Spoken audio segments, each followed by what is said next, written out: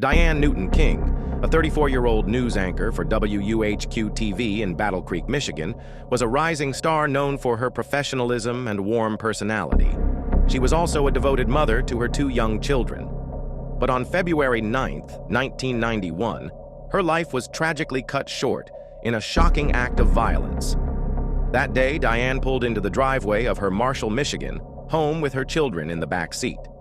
As she stepped out of the car, two gunshots rang out, killing her instantly.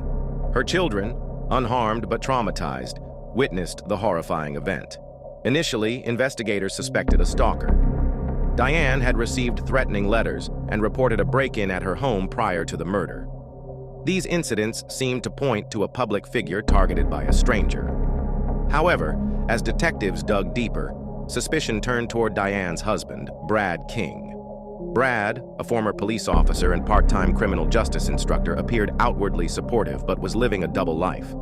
Investigators discovered he was having multiple affairs with his students and hiding the deteriorating state of his marriage to Diane. Police uncovered a series of suspicious phone calls made by Brad. On the morning of Diane's murder, he called her newsroom, saying she'd be late, an unusual step for Diane, who was known for her reliability.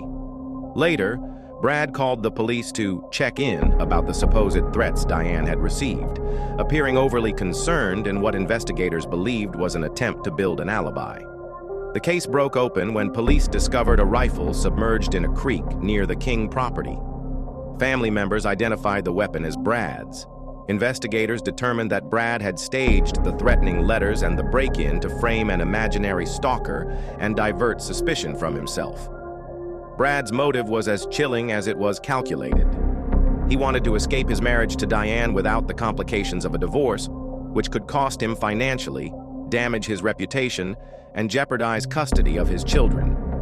He believed killing Diane was the simplest solution, allowing him to continue his affairs and start over. In November 1992, Brad King was convicted of first-degree murder and sentenced to life in prison without parole. The court found that Brad had meticulously planned the murder, masking it as the work of a stalker. Diane's death devastated her family and community, robbing her children of their mother and their father in one cruel act. Her story serves as a tragic reminder of the dangers of domestic violence and the devastating consequences of unchecked selfishness.